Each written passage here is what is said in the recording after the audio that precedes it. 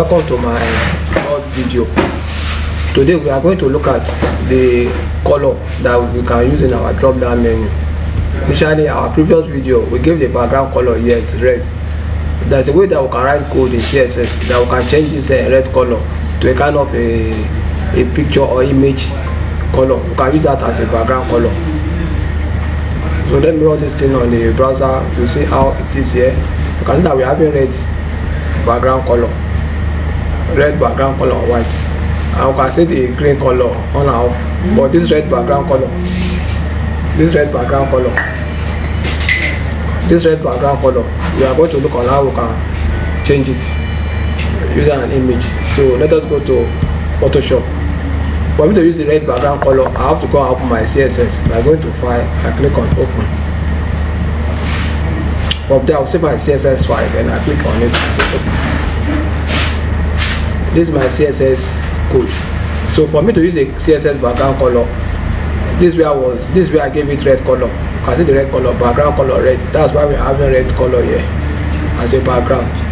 This red color as a background. So because of that now, this red color as a background, I can also change it to image. Change this to image, so you will not be seeing this red background color. What you'll be seeing is the image color that you'll be seeing. So how do we do it that we change this background color to image color? It's very simple. For us to do it, I'll just click on the image color. Then we'll come to this place.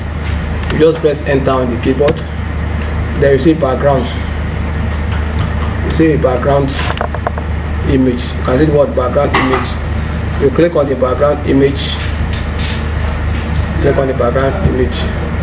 You see what they call browser. This browser will show. It's from this browser that I will connect it to the image that I want to use. You see the background color. Then click on the background there. It will show you. Then I now go to image to look for the background image that I will use. This is the only image background that I can use. I'll click on it and I'll click on OK. You can see that the image background color is already here. Then I'll go to home. Then this home. Then I will now save my work. Go to file, save one. Then if I go back to my CSS, you can see that I have to now, I can decide to remove this one. I can decide to remove this by deleting it. Then I'll go to file. Then I'll say save all. You can see that the background is somehow fade because it has the kind of a white background. So let us run it and see how it looks like on the Dreamweaver. If I say refresh, you can see. So the background here is white. That's why it's showing white. So what I'm going to do now is that let me use another image background on my web design. I go to this place. Instead of using this same color, I can also go to Photoshop and look under image background because this background here is somehow fit. Let me look for background photo, image photo. That will be a little bit darker. So I go to my Photoshop. Click on my Photoshop. Okay. I click on my Photoshop. What I'm going to do here is that I'm going to use a picture that's a little bit darker, not light like this. So it's the code that makes it somehow transparent and white because of the type of background I selected. But here I'm going to select another background that is a little bit darker. You just have to wait for the Photoshop to load, which will take a little time.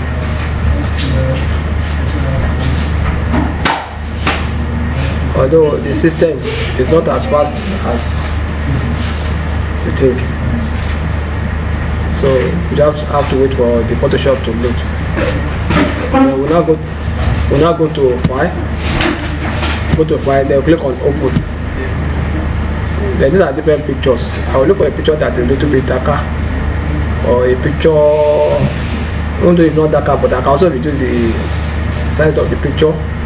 Okay, let me use something like this. Do something like this. Then let me remove the image. Let me reduce the image size of the picture. That will not be too big. Let me just make use of let's say let me make use of a width of a width. I make use of one. I make use of let me go 100. Then let me make use of 38.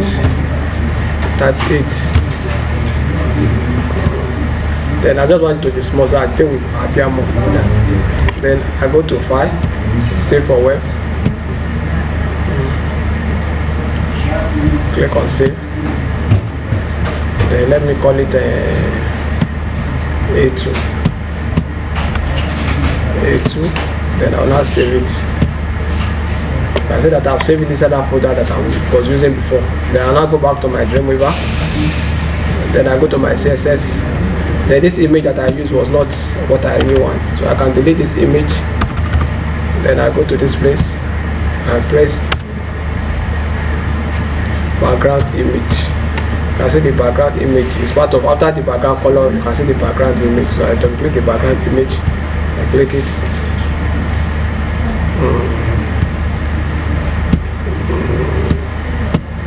I want it to give me the result. I want it to bring out the tools that I will use. So I was very careful in the way I double click. So if I press enter, click on background image, I double click the background image. So this was what I expected to show before, but it was not showing, so I have to do it again. That's why I have the browser now, double click on it. Then I can see the second one now. This is it too. Now click OK. You can see the name of the file, A2. It's already. Then I'll put my semicolon on it to show that I've closed the function of this place.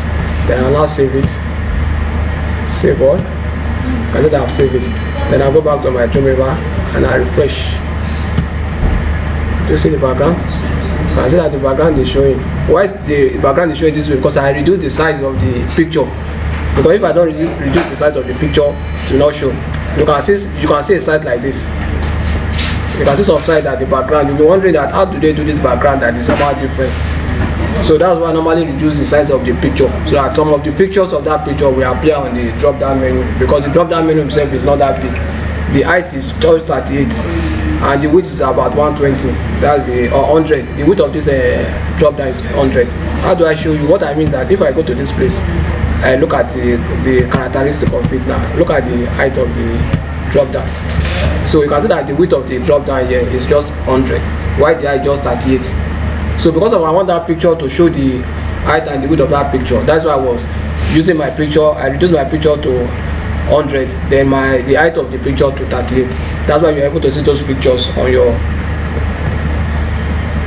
That's why you're able to see these pictures of it, just like a place. You see. But if I'm using the size, just one color that will cover it. This is one of the other methods of changing the background pictures. So I want us to look at another method again. I've seen a website that instead of the space between it, some of them can go increase the space between this contacts, about us, this place here. There's other command that I can use in CSS that can reduce, that can increase the space. So that this white something will show more. It will not look like this. There will be a space between it. So if we want to do that now, we have to go back to our Dreamweaver again. We do it in CSS. You know that I told you about the borderline. Borderline here is 1 pixel solid white. This 1 pixel solid white is what we have here. This line here is a border line, which is 1 pixel. That's the borderline here. This is a borderline here. This is another borderline. So we are going to increase the space between these two borderlines, this place and this place. So I think we increase the space. So how do we increase the space? We just go back to our CSS. Then we can see the place that I use the borderline here. I use it in this place, the borderline.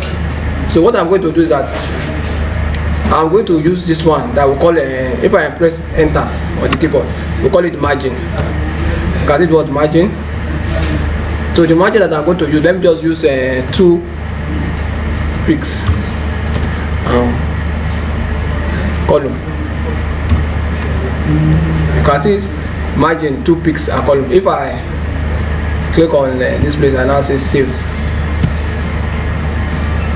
I click on save. So if I go to it now, there will be a space between it.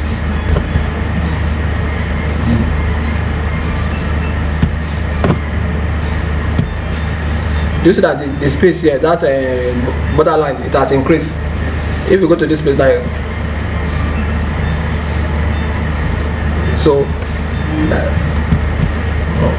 so this is part of my class for this. This is my fifth video.